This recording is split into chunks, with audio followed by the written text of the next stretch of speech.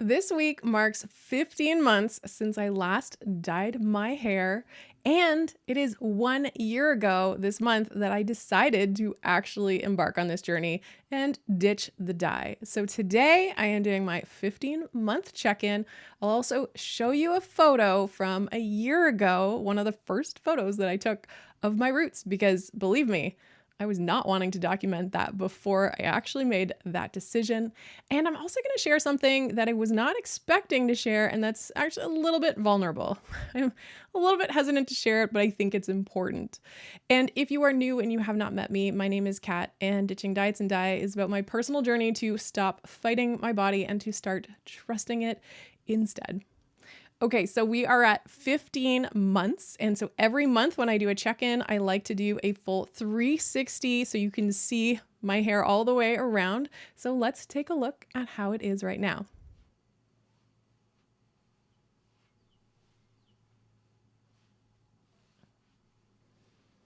All right. And if you watched the 14-month check-in, I promised that I would come back with wavy hair. So I did that. I made sure that I showed how it looks. Now it has grown out since March when I did the big chop, and not the big chop, but I cut my hair into a bob. When I tried making it wavy, it was just a little too short for comfort, but now it's at a great length where I really enjoy having the wavy hair.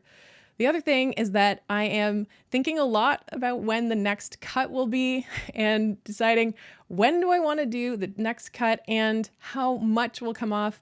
And I think I've landed on the fact that I will pick a haircut based on the length I want and not whether or not I want to end this journey. Because while there's a little part of me thinking, oh, the next cut could actually cut off the rest of the dyed hair, I just realized I don't want to force it. I'm going to just see when it naturally happens. If I think some of the dyed hair will come off, probably not all of it in the next cut. But I don't have a date. I'm not sure when that is going to actually happen. So probably not before the next update. That's just a hunch that I have.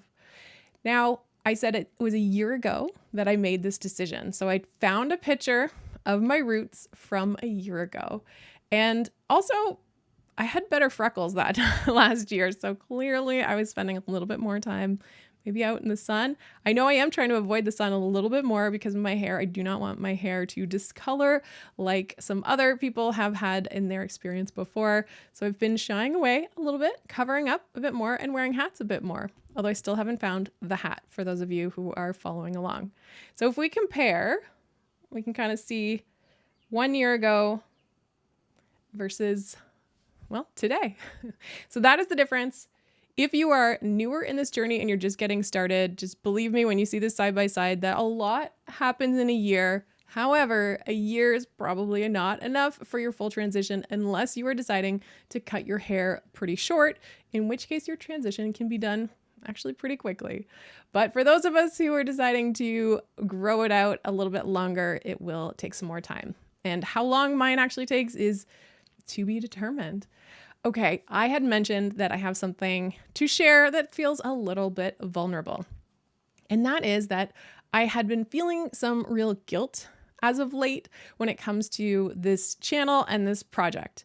So when I set out to do this, to share my experience growing out my natural hair and doing these check-ins and sharing what it feels like and what it's like, I had this vision of how often I would post and how many videos I would make. And I started an Instagram account thinking, this is great. I'll share pictures and do stories in between my videos. And what kind of has happened instead is that it has been hard for me to have the capacity to keep up. And I have fallen short of my expectations. And that has made me feel quite guilty. If you've been following for a few months, you might have noticed that the frequency of my videos has gone down. And that is because I have found it hard to keep up at the pace that I maybe started with my videos. And that is because I am a full-time solo entrepreneur. And I left my previous full-time job 2 years ago. So I'm still pretty early in this business owner lifestyle, which is it's really busy. I'm doing all of the things. I am lucky because I absolutely love what I do. I love my job, the people that I get to work with. It's absolutely incredible. but it does mean that I'm hitting a bit of a wall capacity wise. And so I recognized a couple of months ago that even though I was feeling guilty, this is a personal project.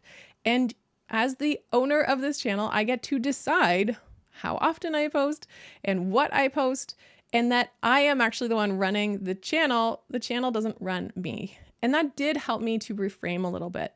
However, there was a lot of guilt associated with the social media aspect. The fact that I had started this Ditching Diets and Die Instagram account and definitely fell short to a pretty embarrassing degree.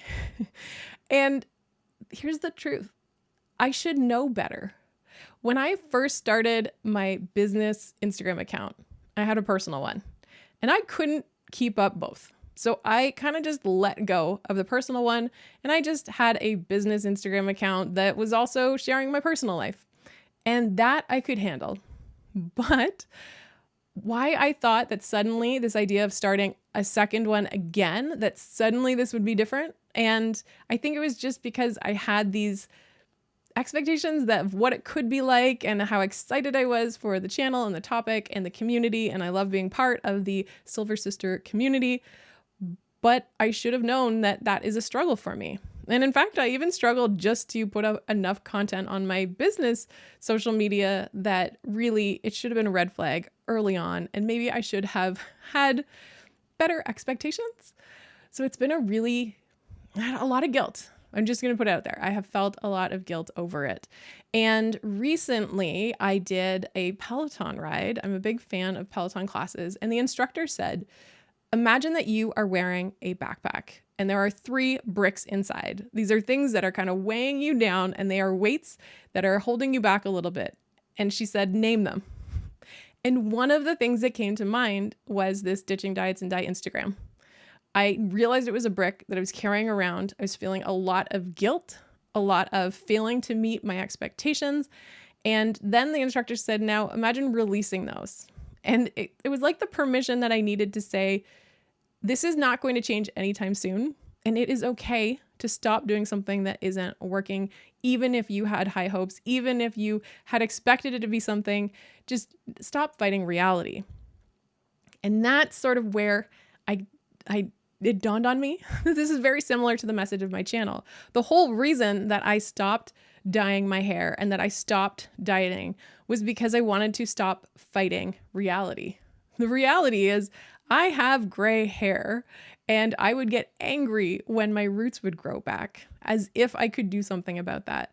Similarly, right now at this point in my life, I am not able to maintain the social media channel that I kind of thought that I would, or maintain the number of videos that I thought I would.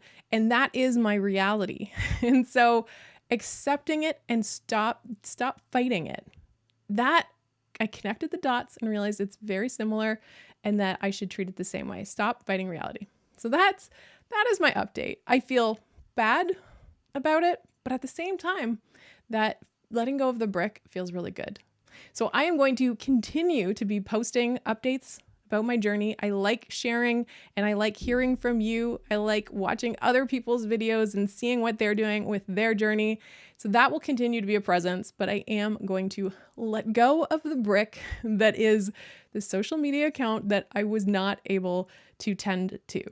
And maybe you're like, yeah, that's fine. I don't care. But for me, I was carrying around that guilt and I don't want to do that anymore. So I'm going to stop fighting. And I'm just going to go with what works for me in this moment. And if something changes, it changes, but that's the approach. So this is my 15-month update. I'm excited to check back in when I am able. For those of you who are around a similar part in your journey, I'm curious to hear how you are feeling, or if you're brand new, I'd love to hear what it's like being new in this journey. And until the next video, I hope you keep well.